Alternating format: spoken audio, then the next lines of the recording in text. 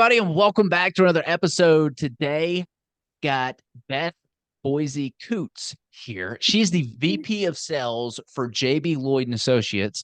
It's a trademark name for Financial Institutions Division of U.S. Risk. She's a wholesale property and casualty insurance broker. She's been in the industry for over 18 years. In 2015, she received her certificate insurance counselor designation, and she's licensed in all 50 states in DC. She's done business in most of those states except Alaska. I want her to give us the whole breakdown on what's going on in the insurance industry currently. You're going to want to hear this. Beth, welcome to the show. Hi, thank you for having me. Yeah, it is great to connect with you. It's kind of funny. We've been doing business together for like 5 or 6 years, and I've never actually met you formally. So this is kind of cool doing a podcast with you and getting to see you face to face finally. Well, thank you. Same. I know. I can't believe it's been that long. For those in the industry that don't know who you are, tell us what your backstory is and how you got to be doing what you're doing today. Sure. So I've been, like you mentioned, in this industry now for 18 years, which is hard to believe, but I didn't intend to be in insurance. I don't think anybody does. I actually had a couple of careers prior to that. Um, my first career was I was a hairdresser. And I did that in the late 80s and early 90s. And I actually learned so much about business because I worked with a salon out of England called Tony and Guy. And they had just come to the United States.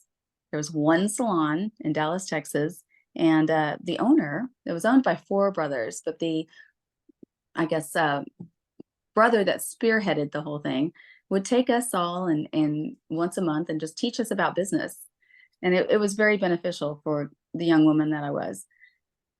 Then I opened an art and design decorating business in the 90s, and I did that for about 10 years until the early 2000s. I went into sales. I sold commercial energy, and I did very well at this.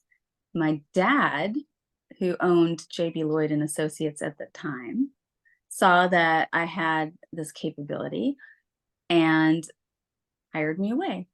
And that was in 2006. So I went from hairdressing and art, because my main role, the reason I created the art and decorating company is because I was an artist. I was a professional artist.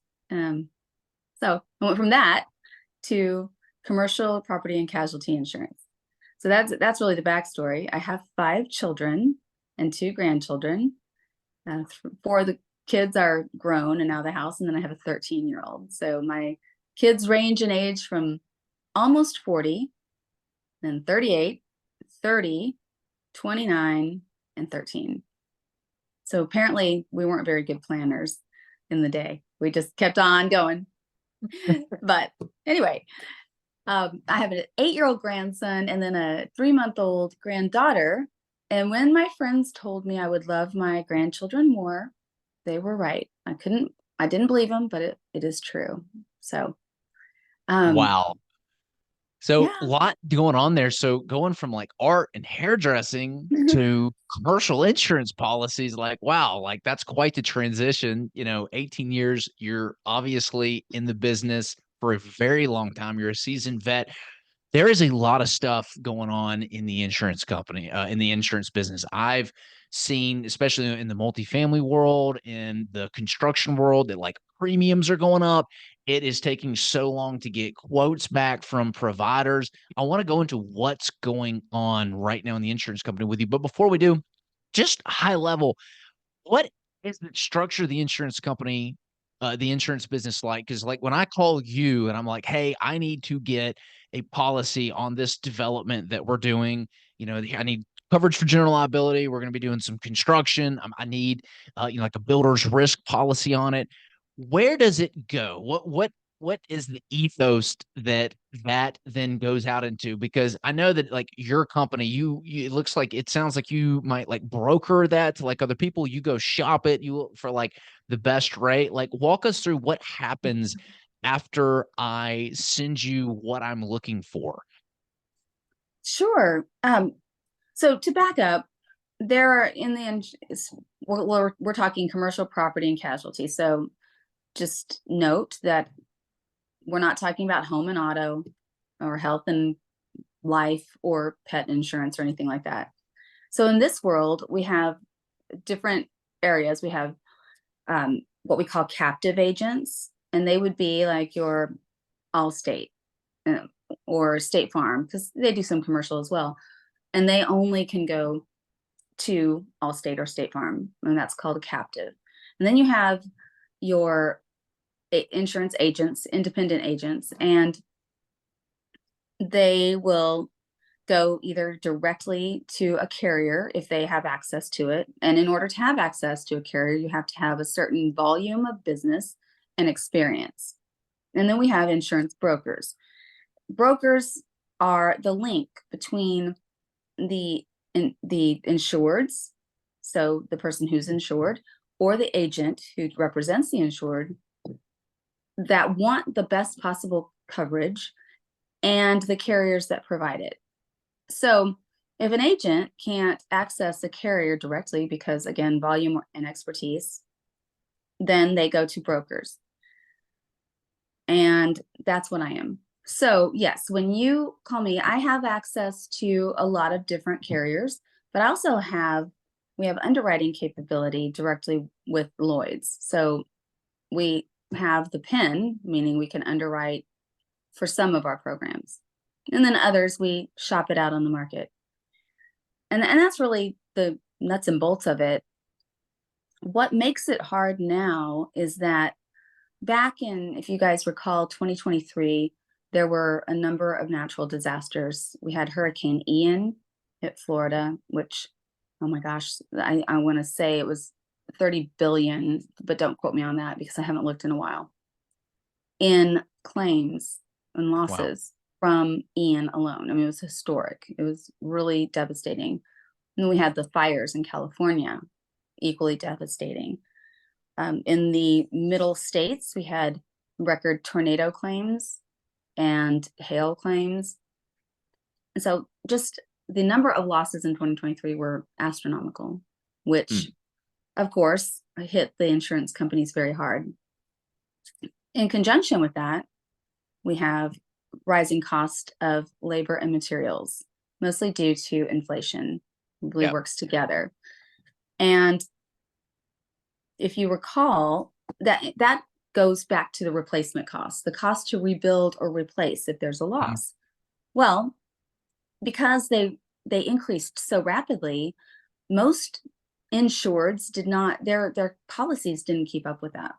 So that's what we call underinsured, which causes a greater risk because of that underinsurance to that insured. So that the carriers are taking on greater risks because more people are underinsured, and that causes premiums to rise.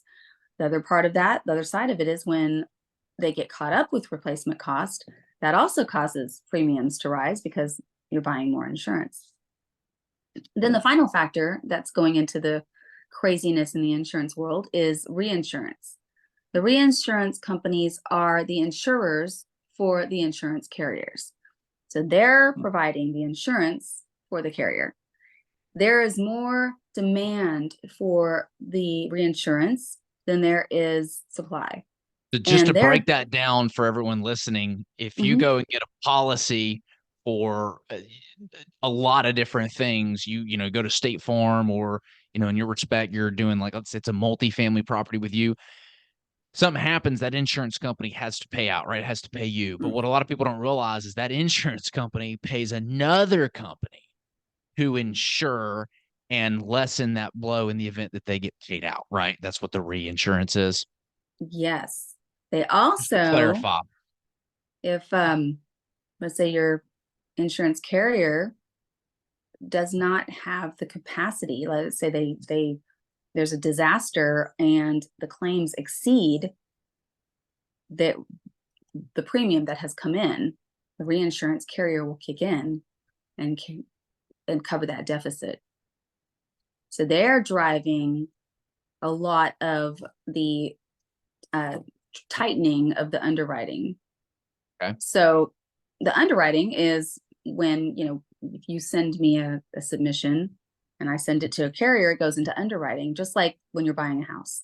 And they're going to be looking at, the location, the age, the updates that have been made, the crime in the area, the Mm-hmm. unusual exposures. I mean, if it's, say, on the coast in Florida, Yeah.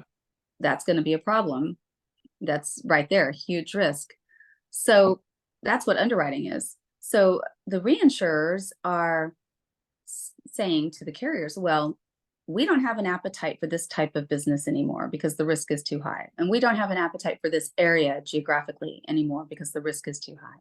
And we don't want to work with you know, just whatever. It could be right now we're having problems. I'm having problems with areas in Texas quite a bit, actually. That's kind of the new Florida and California because of the wind and hail claims. Huh.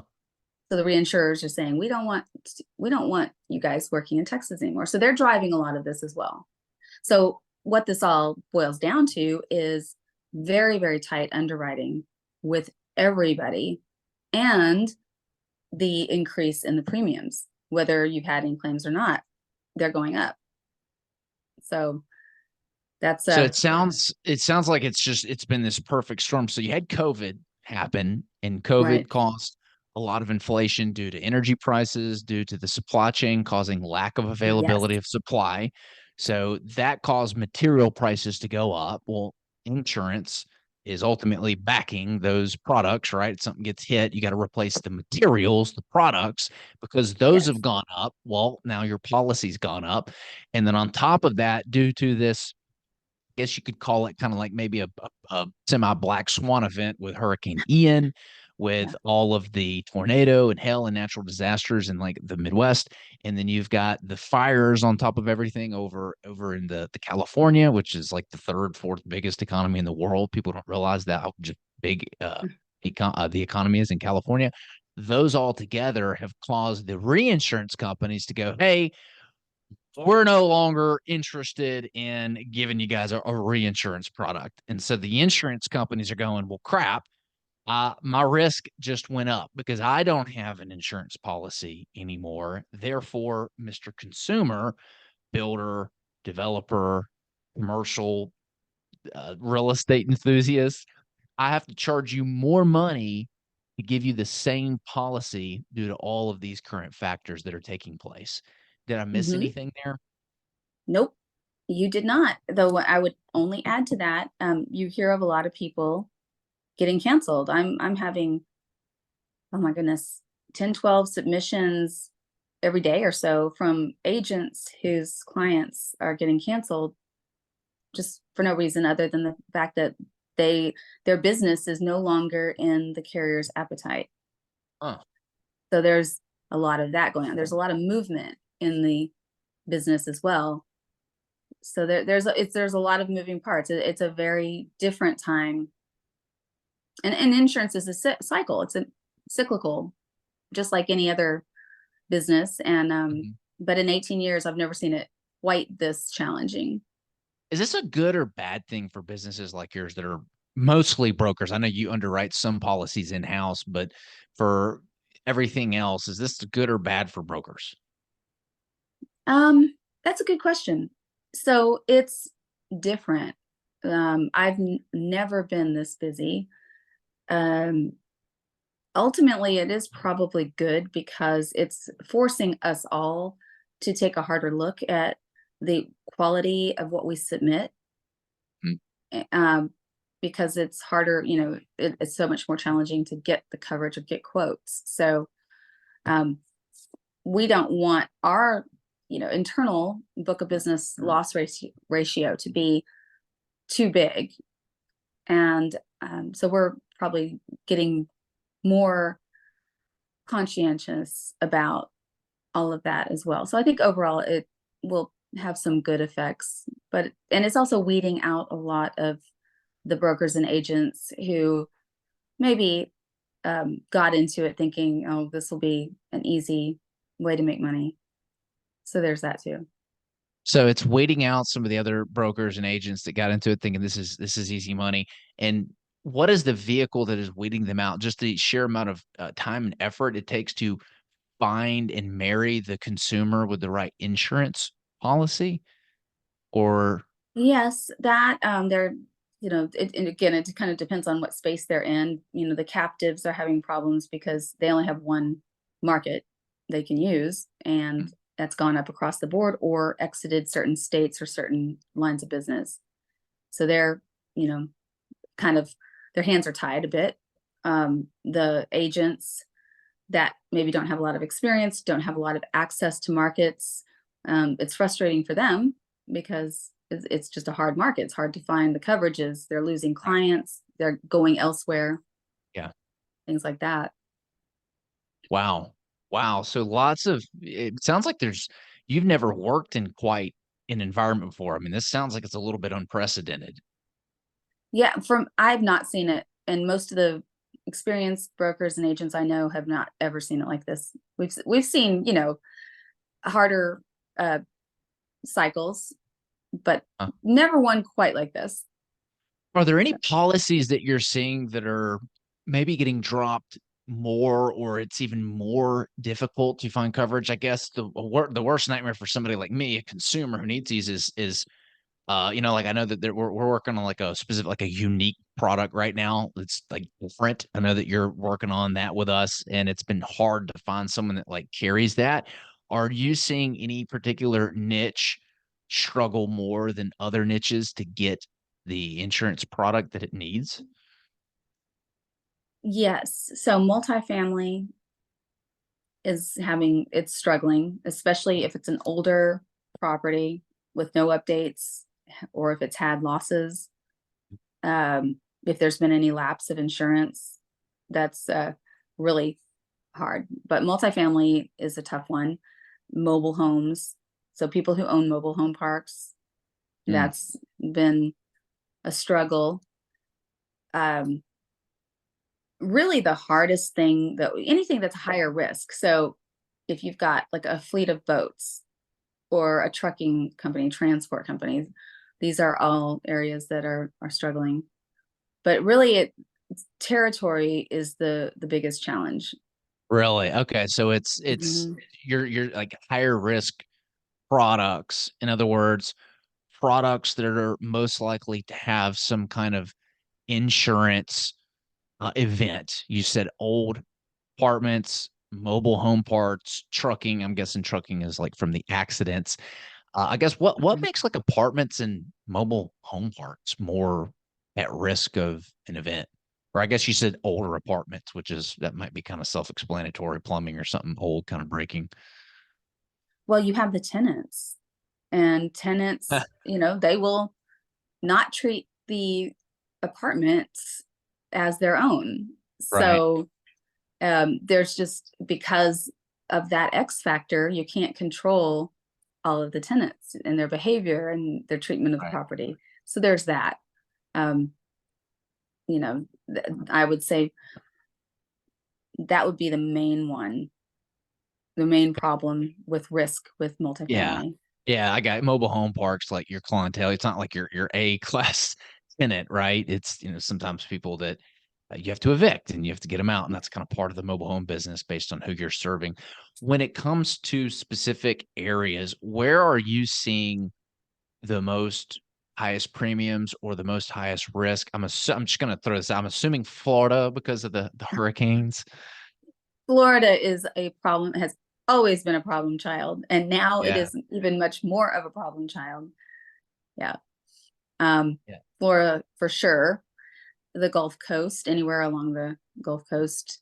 Um, the lower part of the East Coast is problematic and higher premiums. Yep. California, Uh, Fires. and now fires, and then they had drought, and then they had a hurricane, believe it or not, and then they had some crazy storms and flooding. I mean, so California's seen its share of issues, and then Texas and Oklahoma, troublesome states now because of tornadoes, hail, fires now in Texas, and hurricanes. So you've got like just it's fun, but there are ways people can mitigate the costs because everybody's going to see at renewal, or at least the majority of people will see increased premiums somewhere.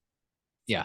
So there are ways to mitigate it. You can look at increasing your deductible. You can go through your coverages and see if there maybe are some that are not needed. You can shop it. Mhm. So there are things you can do.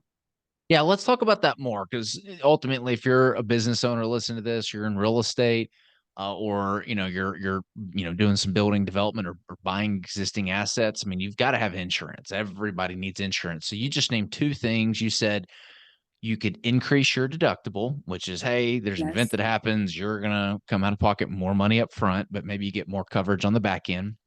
Or you can really scrutinize the policy and only put in there the items that are really needed. Is there anything else that you recommend people do to, um, you know, battle this new environment that we're in with insurance?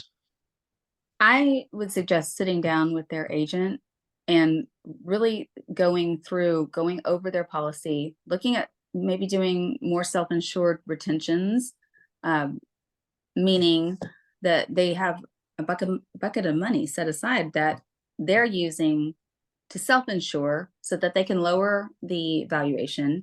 They can work it that way. So they're insuring less through the carrier and then doing more self-insurance. And that really goes hand in hand with increasing your deductible as well.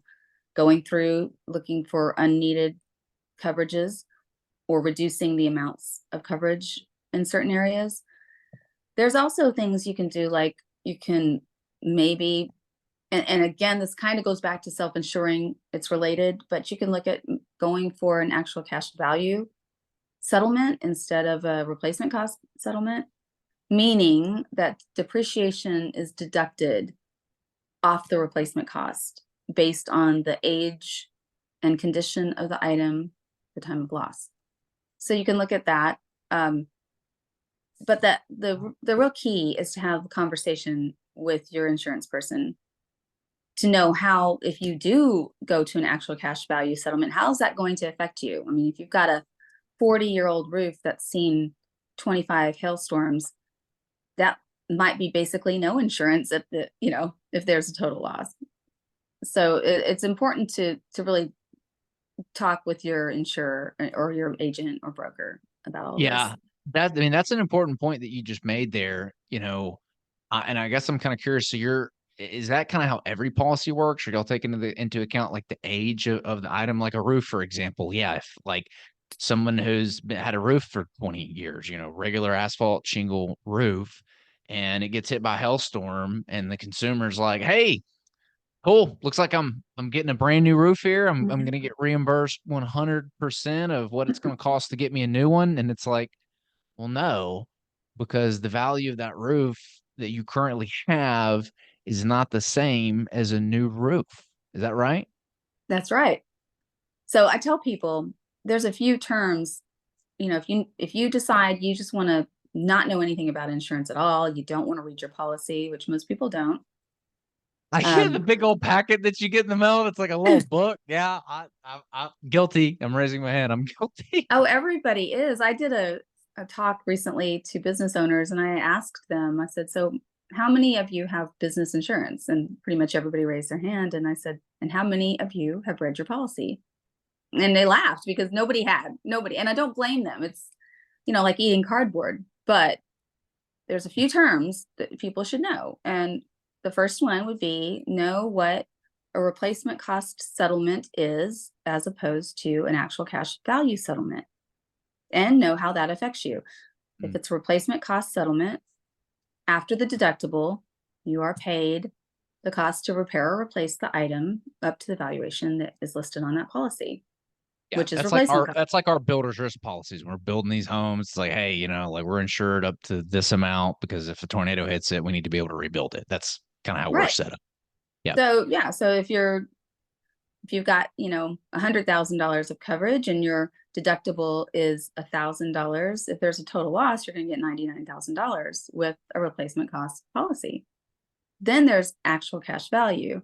Mm. That settlement's different because it takes the replacement cost deducts the depreciation, again, based on the age and condition of the item, deducts the deductible, and that's what you're left with. And the adjusters use an online, tool to figure out the depreciation plus, their own observation, but it varies. So it could be a little bit or it could be a lot. So those are two terms I really stress people need to know.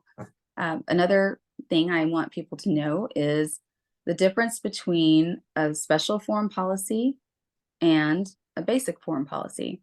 So a form, that's the contract the insurance policy is written on. And there are a couple different types of these forms. And the two main ones you see are special form and basic form. You need to know which one you have. Basic form is going to be much cheaper. However, it only covers what is listed on the policy. And that can be not much. A special form policy is exactly the opposite. It covers everything unless they list it as an exclusion. So you can see how that would be a lot more comprehensive and cover a whole lot more. Can you give a specific example of that? Those Like what would differences? be? Yeah, using like a real world thing that maybe everybody knows about, or the difference between a basic and special policy. Okay, so if you had a basic form policy and theft was not added on that list of things covered, and there On was a what though? Like theft. what kind of product? Like basic form policy on a house, on a commercial property, Yeah, for example? yeah. Okay, all right. Like let's say it was a rental house Got or it. Okay. All right. yeah, Rental house. or an Okay. apartment. Yeah. So your basic form policy would only cover what's listed. So if theft wasn't listed, you would have no coverage if there was a theft. Now, again, it's going to be a lot less expensive. Typically, sometimes with really older, like apartment complexes, that's all you can get. You can't get anything but a basic form. But it's an important thing to know what it is and how it affects you, because it will affect you. Now, a special form is going to be a lot more comprehensive. It's going to cover everything except what is listed as an exclusion, like earthquake or flood. Flood's always going to be a separate policy, and earthquake can sometimes be added to special form, and sometimes you have to get it elsewhere. But those would be two examples. Now, Got it. special form's more expensive, but it also covers a whole lot. Yeah. What do consumers need to look for when selecting the right broker or insurance agent?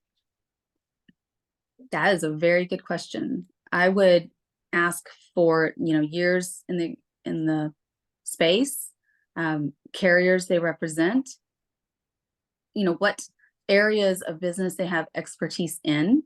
Mm. That's very important because, for example, we do a lot of bank insurance. Well, that's very specific. That's very specialized. So if you have a bank and you need insurance, you don't want to go to an insurance agent or broker that has no experience Mm. in that type of coverage. And same for like real estate investors. And it goes on and on, storage unit owners and whatnot. Yeah. So I would say, find out where they have expertise. I would find somebody who has their CIC designation or CPCU designation, or look for designations, because what that means is they've gone for years and studied and gotten extra training to achieve these designations.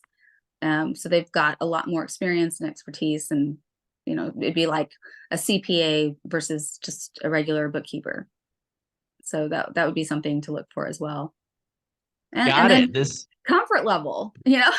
Yeah. Working with someone that you like. Yeah. And do they return your calls? Do they answer you? Are they available? And that's one thing also, find your team. As business owners, we wear a lot of hats, and you can't do it all. You can't be the expert in every area. So, find your team, find your broker for insurance, your CPA, your realtor, your, all your people, so that you can be freed up to do the things you do best and not do these other things, which you won't do well anyway. So I love it. These are gold bombs. If anybody in the audience listening wants to get in touch with you, learn more about your company, where can they go? Well, they can email me, uh, beth.coots at usrisk.com, or they can call me or text me at 972-342-4280. And those are probably the best two ways right there. We'll make sure that those get posted in the show notes. I love that they actually get you. It's not some answering machine or some plane. Like you are the real deal here. And let me just tell you guys, like Thanks. she's done an awesome job. This is why I use Beth. She's just incredible with turning stuff around and helping us and getting what we need. This has been an absolute pleasure. Thanks for coming on the show today. Thank you for having me. It's been fun. Yeah. And if you're listening to this and you get value from these episodes, do us a favor, show us some love, leave us some review, and share this with your friends and family. Beth, it's been a pleasure having you on. You too. Thank you, Brandon.